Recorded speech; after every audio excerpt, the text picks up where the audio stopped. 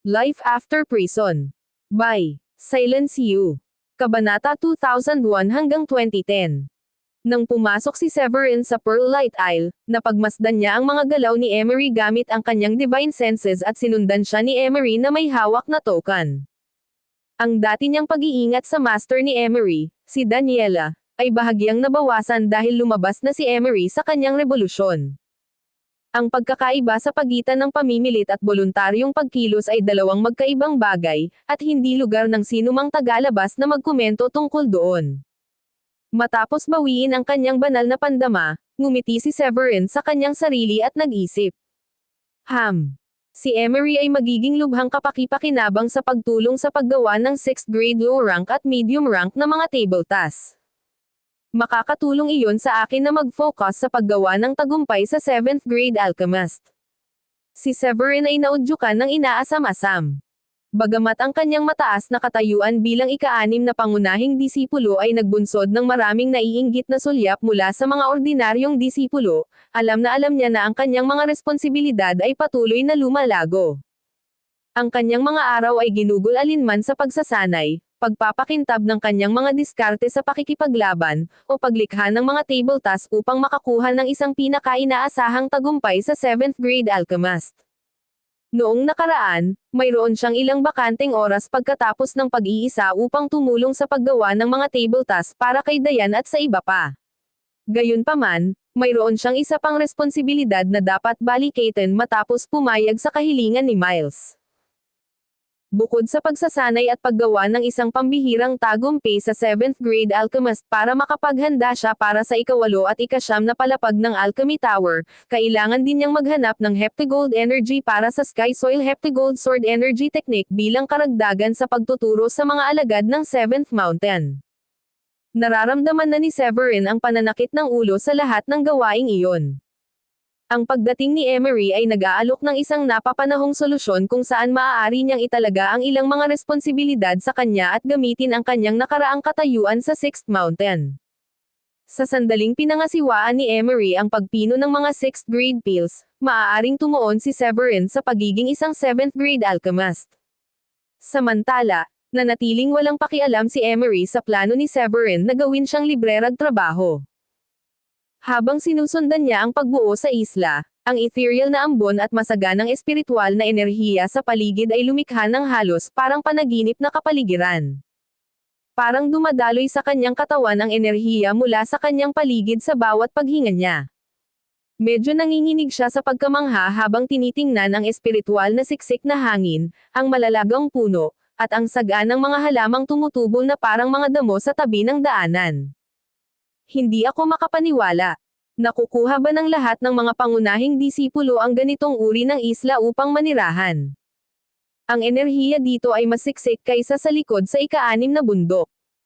Habang pinapakalma ni Emery ang sarili at sinundan si Severin sa garden ng courtyard, kinailangan niyang mag-double take kay Dayan at sa iba pa niyang asawa.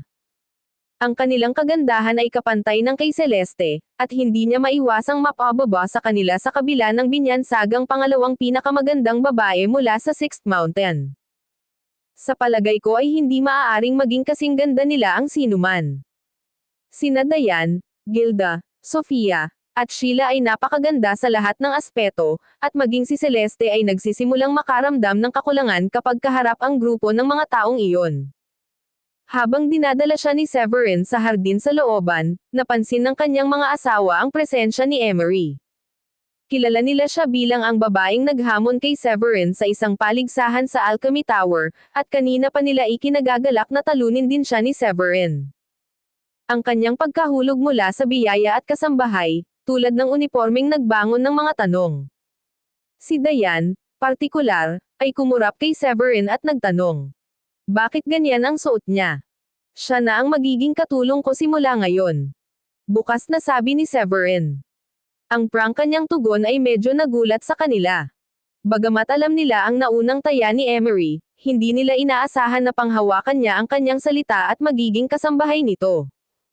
Ang karaniwang namamagitan na si Gilda ay nagpahayag ng kanyang pag-aalala. Mukhang hindi magandang ideya ang pagiging katulong niya. Ang paggawa nito ay maaaring magdulot ng kahihiyan sa ika-6 na bundok kung may mabalitaan. Naunawaan ni Severin ang mga dahilan sa likod ng kanyang pag-aalala at tiniyak siya ng isang ngiti. Si Emery naman ay nag-offer ng kanyang assurance kay Gilda. Pusta lang iyon. Natalo ako kay Severin, at obligasyon kong tuparin ang pagkatalo ko sa taya. Ang katatagan sa kanyang tugon ay nakatulong sa kanila na tiyakin na tila ginawa niya ito sa kanyang sariling kusa. Tumayo silang lahat at lumapit kay Emery. Bilang unang asawa, si Diane ay may mapagmalasakit na karakter na makapagpapaginhawa sa lahat. Ngumiti siya at nagmungkahi. Huwag mong isipin ang iyong sarili bilang isang katulong. Gawin mo lamang ang iyong sarili comfortable bilang isa sa atin. Sina Gilda at Sheila ay sumangayon kay Diane at nagpahayag din ng kanilang mga pananaw. Siya ang kababalaghan ng Sixth Mountain, Severin. Hindi mo ba iniisip na magpapakita ito ng masama sa lahat kung siya ang magiging katulong natin? Naantig si Emery nang itrato siya ng mga ito bilang pantay sa halip na isang katulong. Bagamat kailangan niyang magkaroon ng lakas ng loob na tuparin ang kanyang pagtatapos sa taya, magsisinungaling siya kung sasabihin niyang hindi siya nahihiya o natatakot. Ang kanilang mga salita ay dumating bilang isang malugod na katiyakan. Napangiti si Severin sa kanilang pakikipag-ugnayan at kinuha ang mga materyales para sa Crystal Spring Peel. Sinabi niya tuloy kay Emery. Nagawa na ng aking mga asawa ang kanilang kaso, kaya hindi mo na kailangang gawin ang mga tradisyonal na tungkulin ng isang katulong. Ang kailangan mo lang gawin ay gumawa ng mga table tasks para sa kanila. Mabuti sa akin iyon. Itinabi ni Emery ang mga materyales at walang pag-aalinlangan na pumayag. Natuwa si Diane at ang mga babae sa ayos. Nagkataon lang na naubos na namin ang Crystal Spring Pills na ginawa ni Severin dati para sa amin. Aasahan namin ang mga pills mo. Oo. Natapos namin ang tungkol sa 7 o 8 sa mga ito pagkatapos ng aming pambihirang tagumpay noong isang araw. Nagulat si Emery sa casual nilang pagkonsumo ng Crystal Spring Pills. Hindi makapaniwalang tumingin siya kay Diane, saka lumingon kay Severin at nagtanong. 7 o 8 sa mga ito. Parang candy. Sa kanyang isipan, ang Crystal Spring Pill ay isa sa mga pinakamahalagang tableta sa sekta. Ang mga piling disipulo sa pangkalahatan ay walang pribilehiyong makakuha ng marami, kung mayroon man. Kahit ang isang taong nasa kanyang pribilehiyong posisyon ay nakakakuha lamang ng isang tableta bawat 2 buwan, at iyon ay kahit na siya ay alagad ni Daniela. Hindi niya kailanman maisip na may sino man ang kakain ng mga tableta na parang candy. Ngunit muli, napagtanto niya agad na ang mga ito ay may ganitong luho dahil sa husay ni Severin sa alkemiya. Ang matinding pagkabigla sa mukha ni Emery ay nagdulot ng hagijek mula kay Diane at sa iba pang mga babae. Si Diane, bilang pinakamatanda sa kanila, ay tumayo at sinabing, lahat ito ay salamat kay Severin. Hindi kami makakagawa ng ganoon kabilis na mga tagumpay kung wala ang kanyang mga kasanayan sa alchemy. Buong pusong tumanggo si Gilda at ang iba nang marinig iyon. Bagamat nagkaroon sila ng pribilehiyong manirahan sa Pearlite Isle, ang mga mapagkukunan ng pagsasanay na kanilang natanggap ay sumunod sa pamantayang ibinibigay sa mga normal na disipulo ng 2 6th grade low-rank pills bawat buwan at ilang mga espiritual na bato. Ang pagpasok sa Level 4 Supreme Saint na may limitadong mga mapagkukunan ay mahirap, kung hindi halos imposible. Hinulaan na ni Emery, at naiinggit siya sa mga babae. Ang pag-inom ng mga 6th grade pills na parang isang candy ay isang karangyan na hindi maiisip, at isa na tiyak na mag-iiwan sa lahat sa labas ng Pearlite Isle sa pagkabigla. Mapalad si Emery, mabilis niyang napatahimik ang sarili bilang resulta ng kanyang karanasan. Pagkatapos ay napagmasdan niya na si Diane at ang mga babae ay umabot sa Level 4 Supreme Saint sa loob ng kalahating taon. Sila ay puno ng enerhiya, at mayroon din silang napakatibay na pundasyon. Noong unang sumali si Emery, nakagawa lang siya ng pambihirang tagumpay sa Level 2 Supreme Saint sa loob ng kalahating taon. Dahil dito, kahit siya, isang alagad ni Daniela, ay hindi maiwasang mainggit sa sumisikat na Level 4 Supreme Saint aura ng mga babae. Matapos maitabi ang Crystal Spring Pill na iniabot sa kanya ni Severin, sinabi ni Emery kay Diane. Kakasali mo lang sa sekta kalahating taon na ang nakalipas, tama ba? Oo. Sagot ni Diane na medyo nalilito. Napatingin si Emery kay Severin na may halong kawalan ng pag-asa at emosyon. Ang paggawa ng isang pambihirang tagumpay sa Level 4 Supreme Saint sa loob lamang ng 6 na buwan ay isang gawain na magseselo sa ating mga kapwa-disipulo. Minaliit ni Dayan ang kanilang mga nagawa. Masyado kang mabait. Hindi naman ganon kalaking bagay. Sigurado akong maraming tao sa sekta ang mas malakas kaysa sa amin. Natahimik si Emery nang marinig niyang sinabi ni Dayan na hindi iyon big deal. Magsasalita pa sana siya nang sumingit si Severin. Bueno, dahil kasambahay ka na namin, ipapaubaya ko sa iyo ang paggawa ng Crystal Spring Pills. Kung natigil ka sa anumang bagay at kailangan mo ng tulong, huwag mag-atubiling magtanong sa akin ng anumang mga katanungan. Naiintindihan. Sagot ni Emery. Tumanggo si Severin bilang kasiyahan. Bagamat sa una ay hindi mapalagay si Emery sa paligid ni Dayan at sa iba pa, unti-unti siyang nakipag-ayos sa kanila pagkatapos na mas makilala sila. Sabi nga, masigasig pa rin niyang ginampanan ang mga gawaing iniatang sa kanya ni Severin. Makalipas ang ilang araw, umupo si Emery sa harap ng isang kaldero sa loob ng isa sa mga kahoy na bahay sa Pearlite Isle. Isang dosenang berdeng tabletas ang dumaan sa kanyang harapan. Matapos ang ilang araw ng pagsusumikap, sa wakas ay nakahinga siya ng maluwag habang sinabi niya. Nagtagumpay ako. Ang pag-unlad ng alchemical ni Emery ay nahadlangan pagkatapos ng kanyang pagkatalo kay Severin, at siya ay labis na natroma sa kanyang pagkatalo kaya't madalas niyang kinakatay ang kanyang mga sumunod na sesyon sa paggawa. Nakapagtataka, ang pagtupad sa kanyang taya at pagiging kasambahay ni Severin ay tila nakatulong sa kanyang pagharap sa trauma ng pagkatalo. Ang proseso ng paggawa ay naging maayos kaya nagulat siya dito. Bagamat ang tagumpay ng Crystal Spring Pill ay nanatili sa mababang rate na 30%, si Emery ay nasiyahan sa kanyang nagawa. Sa panahon kung saan kinailangan niyang makipagbuno sa kanyang panloob na trauma, ang pagpapanatili ng kahit 30% rate ng tagumpay sa 6th grade low-rank Crystal Spring Pill ay mahirap. Halos masunog ang ilang kaldero hanggang sa hindi na magamit sa panahon ng pagpipino. Babalik ulit ako sa aking pinakamagaling ko kung magpapatuloy ito. Napaisip si Emery.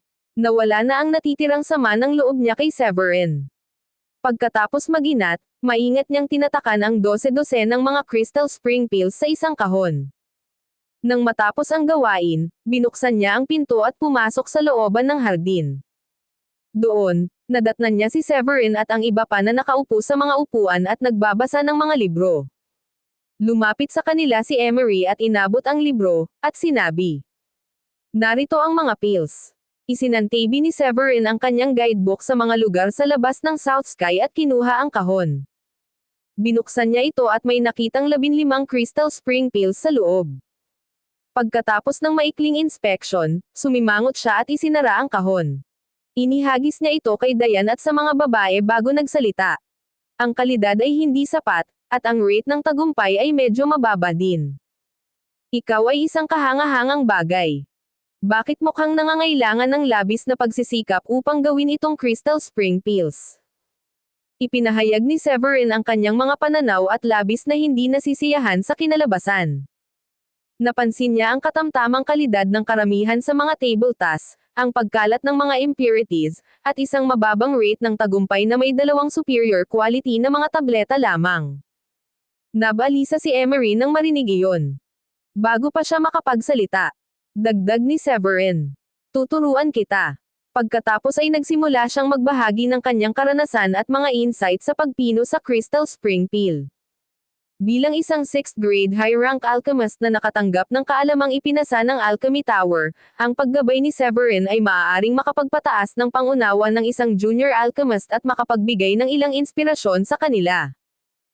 Ang unang pakiramdam ng kahihiyan ni Emery ay napalitan ng pagkabigla at pananabik nang magbigay si Severin ng mga insight sa kanyang karanasan sa Crystal Spring Pill. Bagamat sa una ay hindi siya malinaw tungkol sa ilang aspeto ng proseso ng paggawa, hindi nagtagal ay naunawaan ni Emery ang mga prinsipyo nito sa patnubay ni Severin. Bulalas niya sa pasasalamat. Nakikita ko. Hindi ko inaasahan na ang tableta ay maaaring gawin ng ganoon. Salamat sa iyong paggabay. Sa sandaling iyon, sa wakas ay nabigyan na siya ng silip sa mabigat na kakayahan ng alchemical ni Severin. Naalala ni Emery ang selos na minsang kinikimkim niya nang pumasok si Severin sa Alchemy Tower noong isang taon. Noon, isa pa lang siyang 6th grade alchemist na nakakapagpino ng 6th grade low rank na mga table tasks. Gayunpaman, tumagal lamang siya ng 2 buwan upang makamit ang kahangahangang gawa ng paglikha ng elite quality na Crystal Spring Peel. Pagkalipas ng 3 buwan, nayanig ang buong sekta nang marating niya ang ika-7 palapag ng Alchemy Tower. Sa una ay sinabi ni Emery na swerte ang kanyang mga tagumpay, ngunit nakakuha siya ng tunay na pag-unawa sa kanyang mga kakayahan pagkatapos matanggap ang kanyang patnubay. Bagamat dati siyang limitado sa 30% rate ng tagumpay sa Crystal Spring Peel, nagbago iyon nang ituro ni Severin ang kanyang mga nakaraang pagkakamali. Sabik siyang sumubok muli dahil naniniwala siyang makakamit niya ang matatag na 50% hanggang 60% antas ng tagumpay. Matapos pigilan ang kanyang pananabik, magalang na iminuwestro ni Emery si Severin at sinabing, "Hindi ko maiwasang isipin kung gaano ka na ba ang pag-unlad sa alchemy. Pakiramdam ko ay naliwanagan ako sa iyong mga payo." Napangiti si Severin dahil sa tuwa sa mukha ni Emery. "Naghahanda ako para maging isang 7th grade alchemist." Halos 2 buwan na ang nakalipas mula noong siya ay naging isang 6th grade high-rank alchemist, at pagkatapos matuno ang mga kaalamang ipinasa sa kanya sa Alchemy Tower, nagkaroon ng mas magandang ideya si Severin kung paano siya magiging isang 7th grade alchemist. Sa tansya niya, hindi magtatagal bago niya maabot iyon.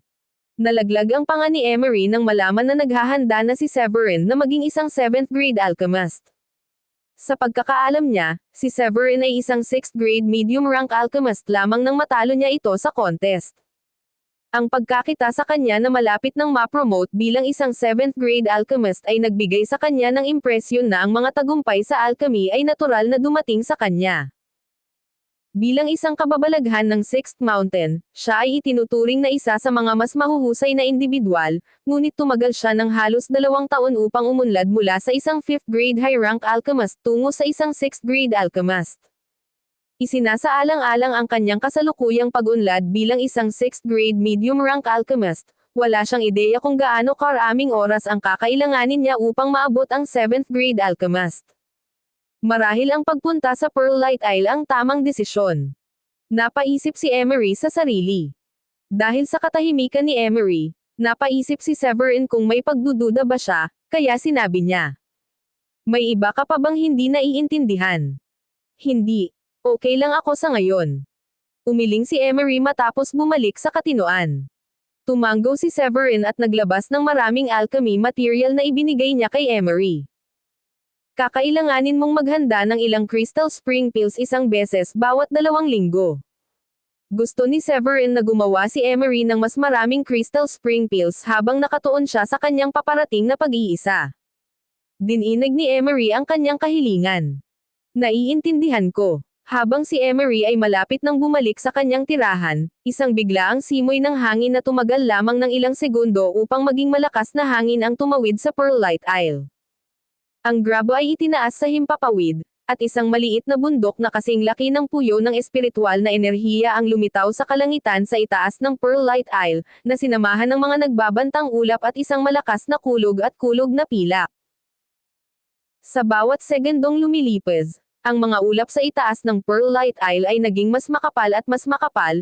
Pinawi ang 12 hardin na kinilala ng lahat ang kababalaghan bilang isang tanda ng isang nalalapit na pagbagsak, ngunit ang matinding-tindi ng bagyo ay lubos na walang kapantay na si Severin, ang kanyang mga asawa, at si Emery ay hindi maaaring maging sanhi ng pag-iisa.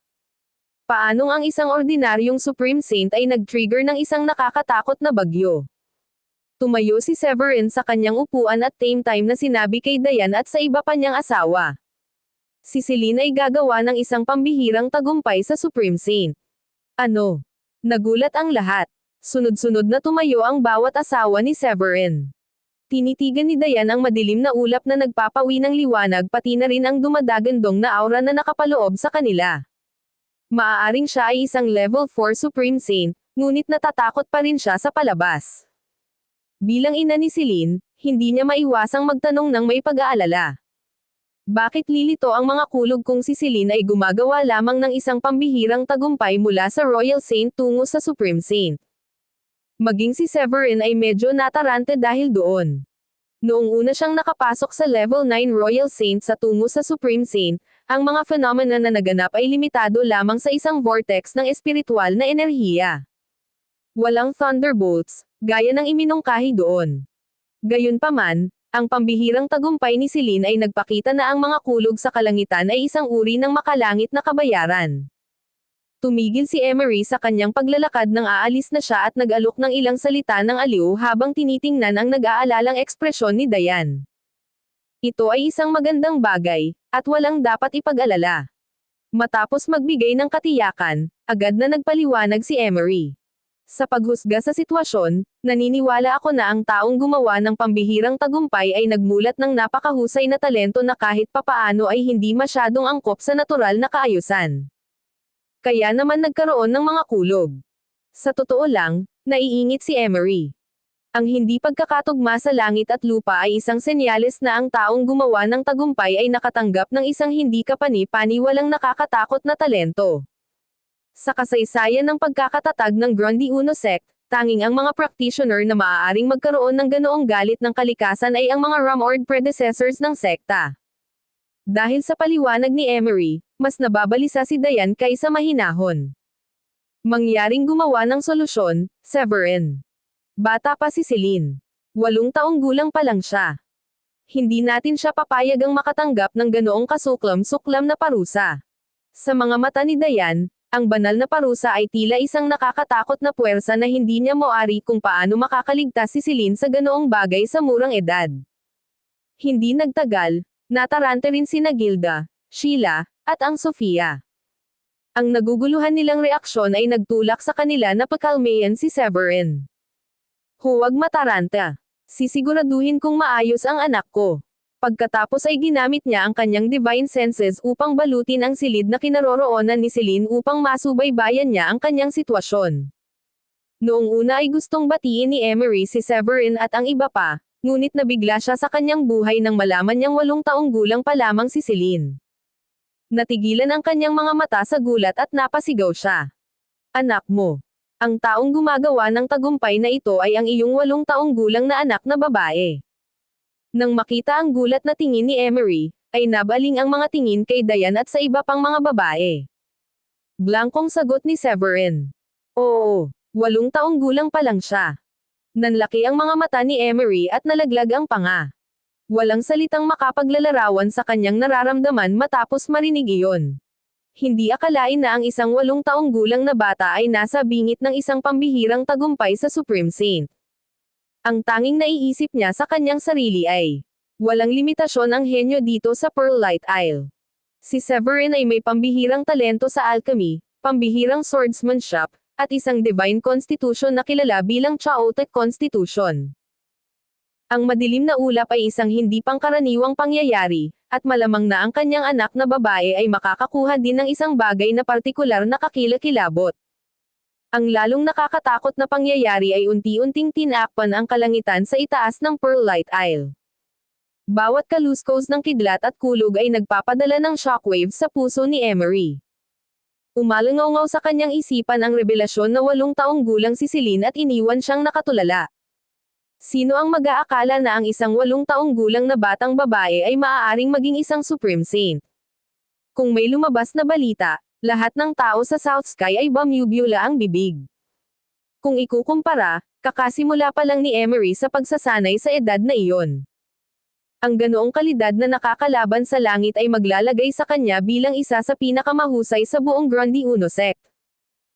Ang paniwala na ang isang bagay na napakabata ay maaaring maging isang Supreme Saint sa gayong murang edad ay hindi pa nagagawa, at tanging ang mga nangungunang henyo mula sa Midland ang malamang na makamit iyon. Hindi alam ni Severin ang pagkagulat ni Emery at nanatiling nakatutok sa tagumpay ng kanyang anak. Ang mga kulog sa itaas ng Pearlite Isle ay tumindi at lumikha ng isang eksena sa katapusan ng mundo. Kahit ang karaniwang kalmadong si Severin ay hindi maiwasang mag-alala para kay Celine.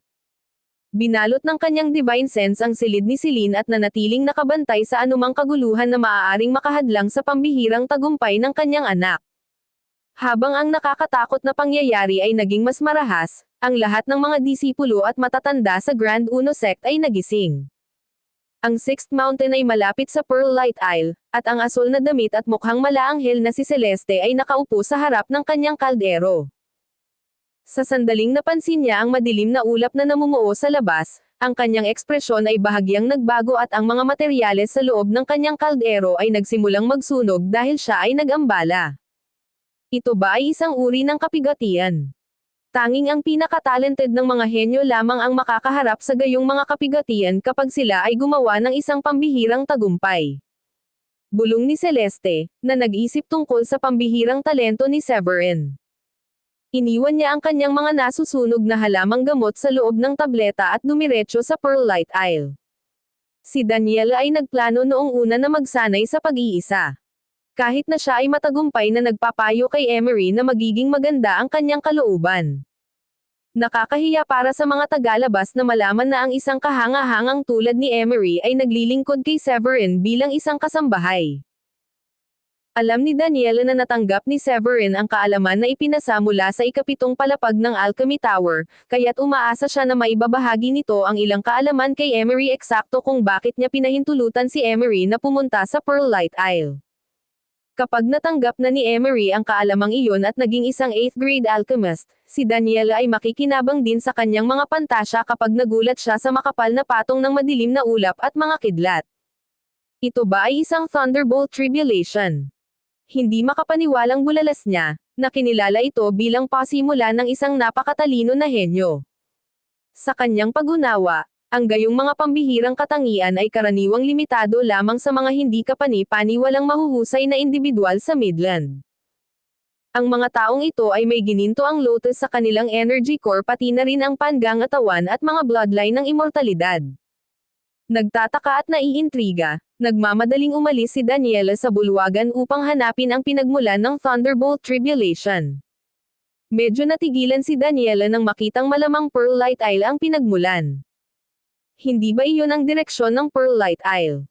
Si Severin kaya ang dahilan ng mga kapigatian? Sa isip ni Daniela, ang mga katangian ni Severin ay ginawa siyang halos makajos, dahil mayroon siyang Chaos Constitution, ay isang kahanga-hangang alchemist, at may kakayahan sa espada na pinagsama sa isa. Ito ay isang napakabihirang kombinasyon ng buong South Sky, at ang unang pangunahing disipulo si Carley marahil ang tanging tao na maihahambing kay Severin. Kung ang binatang iyon ay magmulat ng isa pang talento, iidolohin siya ng mga nakababatang henerasyon ng mga disipulo sa South Sky. Bulong ni Daniela sa sarili. Matapos mawala ang kababalaghan sa kanyang puso, lumipad siya diretso sa langit at naging isang stream ng liwanag habang tinatahak niya ang kanyang daan patungo sa Pearl Light Isle. Marami sa mga elder ang tumugon sa parehong paraan na ginawa ni Daniela. Sa ikapitong bundok, si Miles ay abala sa pagtuturo sa mga disipulo sa espada nang mapansin niya ang mukhang mapaminsalang ulap sa ibabaw ng Pearl Light Isle. Ang kanyang mga mata pagkatapos ay marahas na lumiit nang makilala niya ito bilang Thunderbolt Tribulation ng langit at lupa. Siya ay parang, kung hindi man, mas nabigla kaysa kay Daniela. Pagkatapos ng maikling pagkatulala, nabawi niya ang kanyang katinoan at lumipad palayo. Ipagpatuloy niyo ang pagsasanay. Babalik ako kaagad. Nag-transform siya sa isang bahaghari at nawala sa langit. Ang paglitaw ng Thunderbolt Tribulation phenomenon ay nagulat sa buong Grundy Uno sect. Huminto si Rowan ng 8th Mountain sa kalagitnaan ng kanyang proseso ng paggawa ng kagamitan at nagmamadaling pumunta sa Pearl Light Isle. Si Ingrid Sahil, ang pinakamataas na pinuno ng 9th Mountain, ay lumipad din sa gulat. Ang lahat ng iba pang Peakmaster mula sa iba pang mga bundok ay sumunod din kaagad. Maging si Oscar, ang pinuno ng sekta na umaatres sa unang bundok, ay naalarma habang iniaayon niya ang kanyang sarili sa kapangyarihan ng langit at lupa na nakapalibot sa sekta.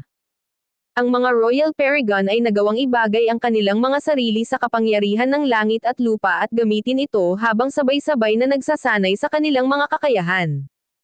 Iyon ay hindi katulad ng mga normal na practitioner. Bilang isang Royal Paragon mismo, ang mga divine senses ni Oscar ay napakalakas na naramdaman niya kahit ang pinakamaliit na paggalaw ng isang talom ng damo sa hangin sa loob ng 10,000 milyang radius ng sekta. Ang kababalaghan sa Pearlite Isle ay nakagambala sa kapangyarihan ng langit at lupa at nakakuha ng agarang atensyon ni Oscar. Sa kanyang pagtataka, napabulalas siya. Hindi ba ang mga mapaminsalang ulap na iyon? Makikita ba ng ating sekta ang pagsilang ng isa pang henyo? Bilang pinuno ng sekta at isang level 8 Royal Paragon, ang pag-asam niyan ay naging mahirap na pigilan ang kanyang pananabik. Tanging isang henyo lamang na may kakayahang mag-trigger ng isang Thunderbolt Tribulation ang maaaring ituring na isang natatanging individual sa South Sky. Ano? Sandali. Galing ito sa Pearlite Isle. Nang makita na ang pinagmulan ay Pearlite Isle, ang mga mata ni Oscar ay nagkontrata at ang kanyang mukha ay napuno ng hindi makapaniwala. Sa sandaling iyon, halos nagulat si Oscar tulad ni Daniela at ng iba pa. Nagising ba ni Severin ng isa pang hindi kapani-paniwalang talento? Naniniwala si Oscar na ito ay ganap na posible. Nang hindi sinasadyang nagising ni Severin ang kanyang sword wheel sa sword tomb ng 7th Mountain, ito ay tumaas ng libu-libong milya ang taas sa langit at humiwas sa hangin. Naging usap-usapan ito ng maraming elder ng sekta. Natural, narinig din ni Oscar ang tungkol sa insidenteng iyon, dahil ang lahat ng nangyari sa Grundy Uno sect ay hinding-hindi makakatakas sa kanyang perception. Inilipat niya ang kanyang tingin mula sa Thunderbolt Tribulation at hinaplos ang balbas sa kanyang baba. Ito ay kawili-wili. Ang ganitong kakilakilabot na kapigatian ay maaari lamang tumuro sa isang natatanging banal na konstitusyon o isang bagay na katulad ng walang kamatayang bloodline ng Midland. Dapat akong pumunta doon at alamin ang dahilan nito. Sa isang mabilis, umalis siya sa lugar na walang bakas. Siyempre, isang pagpapala ang pagkakaroon ng ganoong talentong tao sa sekta, ngunit hindi niya alam na ang taong nagdulot ng kapigatian ay ang 8 taong gulang na si Celine. Malamang na hindi siya kalmado noon kung alam niya. Sa looban ng Pearlite Isle, itinaas ni Severin ang kanyang ulo at mataimtim na tumitig sa mga ulap sa kalangitan. Nagsisimula ng magpanik si Dayan at ang mga babae, lalo na si Dayan, na nag-aalala na si Celine ay kailangang harapin ang gayong kalamidad.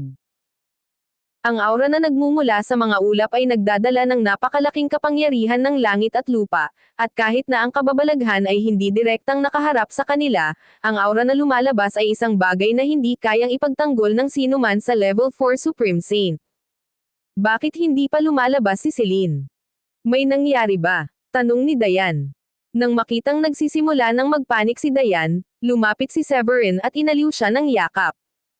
Huwag kang mag-alala, ang mga meridian sa katawan ni Celine ay halos ganap na aktibo, at hindi magtatagal bago siya lumabas. Bagamat nag-aalala rin si Severin kung makakaligtas ba ang kanyang anak na babae sa kapigatian, ang kanyang banal na sentido ay patuloy na nagbabantay sa kaligtasan ni Celine. Handa siyang kumilos sa sandaling may nangyaring aberya. Hindi nagtagal, ang aura ni Celine ay gumawa ng isang biglaang tagumpay sa Supreme Saint, tulad ng hinulaan ni Severin.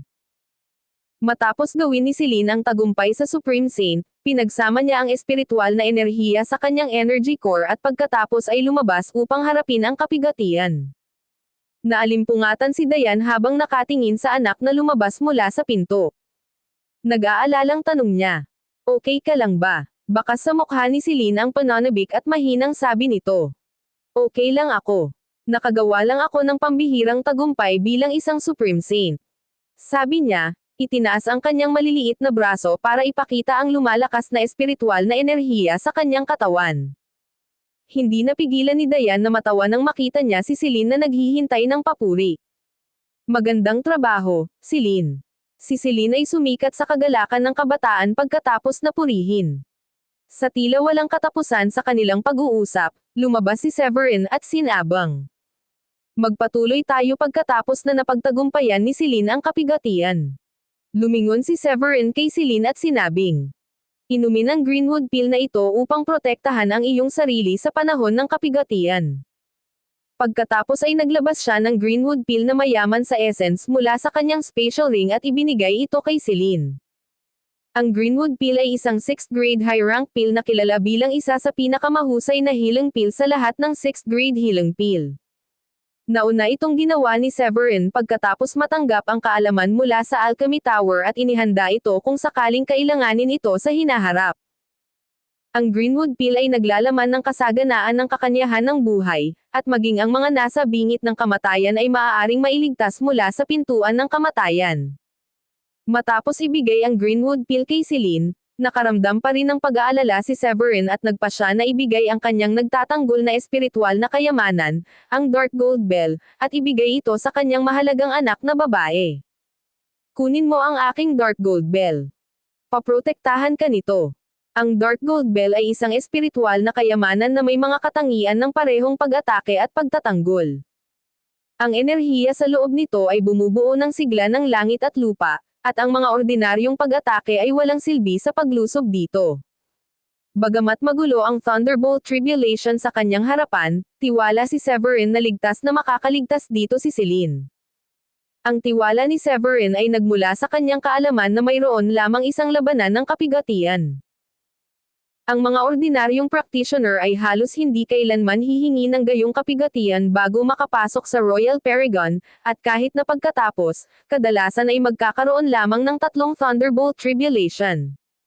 Sa kabaligtaran, ang mga Supreme Paragon ay magkakaroon ng 6 na laban ng Thunderbolt Tribulations. Sa wakas, magkakaroon ng 9 na laban ang mga Celestial. Ang Thunderbolt Tribulation ni Celine ang pinakamahina sa mga ito, dahil ginamit lamang niya ang kapangyarihan ng langit at lupa dahil sa kanyang talento at hindi dahil siya ay isang Royal Paragon na sumalungat sa natural na kaayusan tulad ng mga Royal Paragon. Dahil dito, mas natitiyak niya na ang kaligtasan ni Celine ay hindi maaapektuhan ng mga Thunderbolts dahil kailangan lang niyang dumaan sa isang labanan.